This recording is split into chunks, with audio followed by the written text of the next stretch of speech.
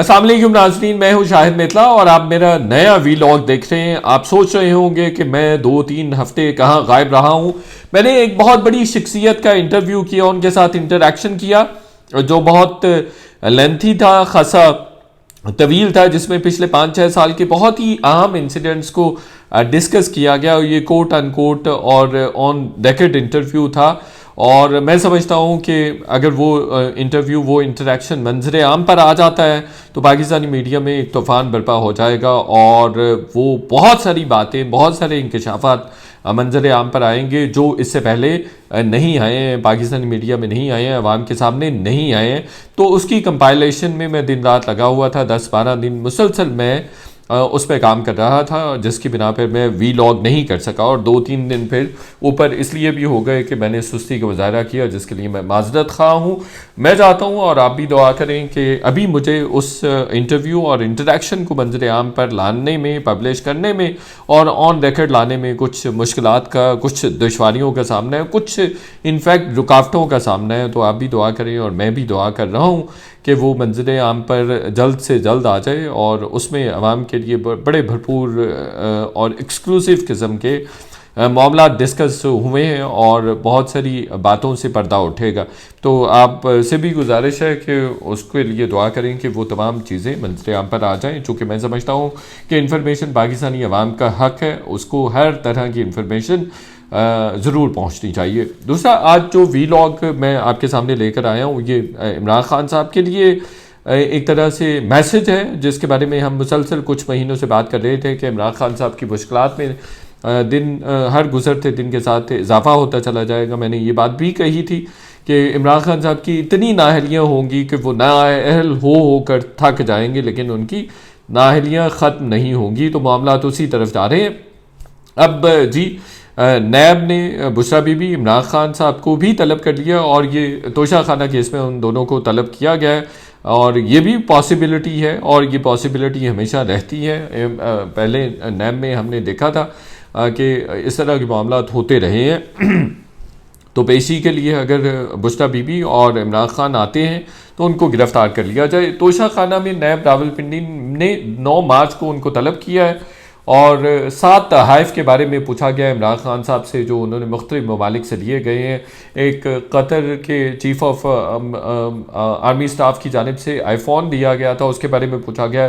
Saudi Arabia की जानिब से घड़ियाँ देने के बारे में जो भी पूछा गया, जो घड़ियाँ दी गई थी उसके बारे में भी पूछा गया कि उनके बारे में भी तफसीलात बताएं कि आपने कहाँ पे बेची हैं और क्या किया उन घड़ियों का। 6 रोलेक्स घड़ियों की का इस नोटिस में जिक्र किया गया जो नैब की जानिब से उन्होंने समन करने के लिए बुशरा बीबी और इमरान खान को भेजा है। तो ये एक बहुत बड़ी डेवलपमेंट है। पहले बुशरा बीबी को किसी भी केस में, एक अलकादर यूनिवर्सिटी जो ट्रस्ट है उस केस में बहरहाल बुशरा बीबी को ट्रस्ट तलब किया गया था और उसके बाद अब तलब किया गया है और ये खासी बड़ी डेवलपमेंट है और नज़र आ रहा है, ख़ास तौर पर अगर आफ्ताब सुल्तान साहब के इस्तीफ़े के बाद देखें मामलात को तो नज़र आ रहा है कि इमरान खान साहब के लिए काफ़ी मुश्किलात पैदा होने वाली हैं। चूँकि एक तरह से आफ्ताब सुल्तान उनके लिए ढाल थे और बड़े सारे जो केसेस एक तरह से नहीं बन सकते थे या नहीं बन रहे थे, उनके अगेंस्ट जो रेफरेंसेस नहीं बन रहे थे, तो वो एक बहुत बड़ी रुकावट थे, वो आफ्ताब सुल्तान साहब की वजह से नहीं बन रहे थे।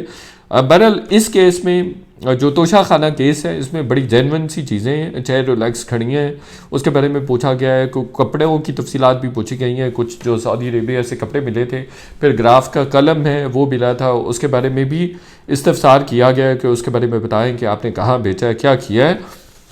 और ये कहा जा रहा है कि अब यूएई भी एक टीम भेजी जाएगी और तहकीक करेगी कि फराह गोगी ने किस तरह से ये तहाइफ बेचे थे, ख़ास तौर पर जो घड़ियाँ और ख़ास तौर पर जो ग्राफ की घड़ी है वो बेची थी, तो उसकी क्या तफसीलात हैं और उसका मनी ट्रेल ढूंढने की भी कोशिश की जाएगी कि पैसा किस तरह से। मैंने एक वीलॉग में पहले बताया था कि पैसा बनी गाला आया था, फराह गोगी ने उसको भेजा था और मलिक रियाज के जहाज़ पे वो गई थी, इसलिए उनका ऑन रिकॉर्ड कोई इस तरह का सिलसिला भी सामने नहीं आ सका था।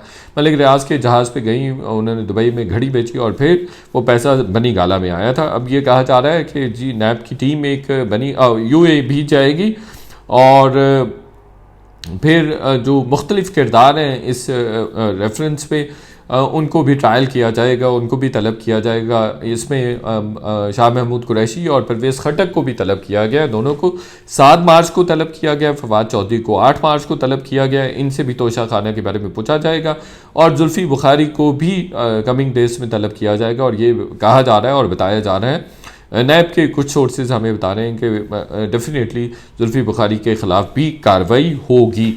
और हो सकता है कि शाह महमूद कुरैशी, परवेज़ खटक और फवाद चौधरी जिस तरह की स्टेटमेंट्स मीडिया पर देते रहे हैं, तो उनको भी रेफरेंस में किसी न किसी तरह से इंक्लूड कर लिया जाए।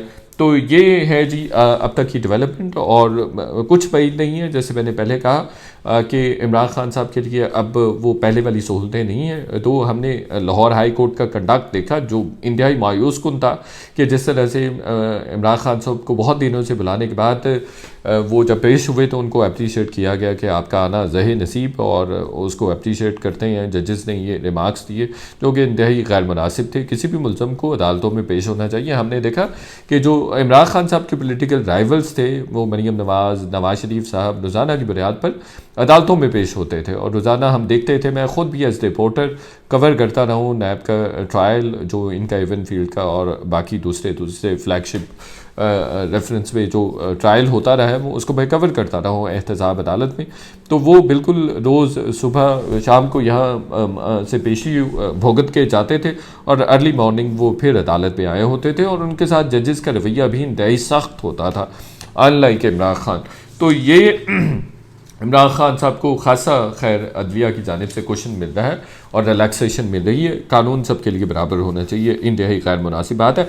आफ्ताब सुल्तान साहब चेयरमैन नैब, उन्होंने इस्तीफ़ा दे दिया है जी। जुलाई में उनको अपॉइंट किया गया था और इन पर पहले इल्ज़ामात इमरान खान साहब लगाते रहे हैं कि ये शरीफों के नौकर हैं। और जब 2014 का उन्होंने धरना किया था इमरान खान साहब ने, तब ये आईबी के चीफ़ भी थे और इन्होंने बतौर आईबी चीफ़ काफ़ी ज़्यादा काम किया था और धरने को स्कटल करने में काफ़ी ज़्यादा इम्पॉर्टेंट रोल प्ले किया था। अब उनके इस्तीफ़े की वजूहात जो हैं वो सामने आ रही हैं। हमारी ख़ुद भी कुछ लोगों के साथ बात हुई है। एक तो उन पर गैर सियासी और सियासी दोनों तरह का दबाव था। ऐसा नहीं है कि उन पर सियासी दबाव नहीं था, बिल्कुल सियासी दबाव भी मौजूद था और गैर सियासी क़ुव्वतें भी उन पर दबाव डाल रही थी कि फ़लाँ रेफरेंसेस बनाए जाए। ख़ास तौर पर एक रेफरेंस की बात हो रही थी कि ये उनको कहा गया था कि हेलीकॉप्टर केस में इमरान खान साहब के ख़िलाफ़ रेफरेंस दायर किया जाए। तो उन्होंने कहा कि रिकवरी बनती है और रिकवरी के लिए लेटर भी इमरान खान और दीगर जो शरीक मुल्ज़मान थे उनको लिखा गया था। उन्होंने कहा था कि मैं इस पर रेफरेंस नहीं बना सकता, ना ही रेफरेंस बनता है। उन्होंने आज अफसरों के साथ खिताब भी किया है। नैब के अफसरों के साथ खिताब में उन्होंने कहा कि एक तो मेरे काम में मुदाखलत की जा रही थी और मैं मुसलसल प्रेशर और मुदाखलत किसी भी सूरत बर्दाश्त नहीं कर सकता, और कह रहे हैं कि दबाव में कभी भी काम नहीं किया और असूलों पर कभी भी समझौता नहीं किया, तो इसलिए भी नहीं करूँगा। तो बुनियादी वजह यह है कि उनको कहा जा रहा था कि ये रेफरेंस बना दे, फ़लाँ शख्सियत के फ़लाँ रिश्तेदार को छोड़ दिया जाए। तो मुमकिन तौर पर जिन रिश्तेदारों को छोड़ने की बात हो रही थी वो सियासी जो शख्सियात हैं उनके रिश्तेदार थे, तो उन्होंने उनको छोड़ने से इनकार कर दिया था।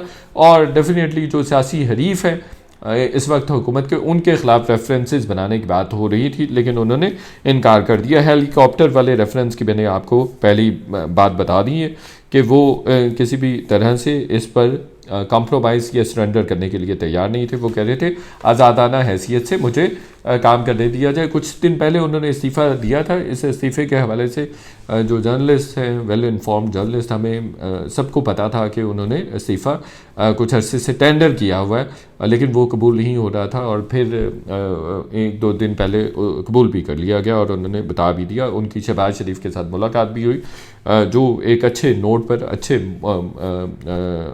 पर ख़त्म हो गई और फिर दोनों ने एक दूसरे को विश भी किया। तीसरी चीज़ है जो हुकूमती इत्तेहाद की जानिब से इंतहाई अहम काना आई वुड से कि फ़ैसला किया गया, वो फ़ैसला किया गया जी कि ज़िमनी इंतखाबात में PTI के उम्मीदवारों के मुकाबले में नहीं इलेक्शन लड़ा जाएगा। इंतहाई गैर सियासी रवैया है। सियासी जमातों को इलेक्शन से, इंतखाबात से भागना नहीं चाहिए।